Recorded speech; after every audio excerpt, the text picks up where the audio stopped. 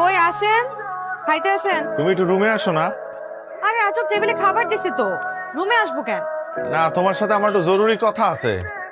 আপনি না বললেন আপনার একটু আগে খিদা লাগছে?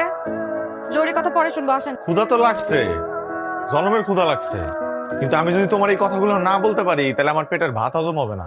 কি এমন জরুরি কথা যেটা না বললে আপনার পেটের ভাত হজম হইবে না? বলেন। আগে চোখটা বুঝো, হাতটা মিলে ধরো।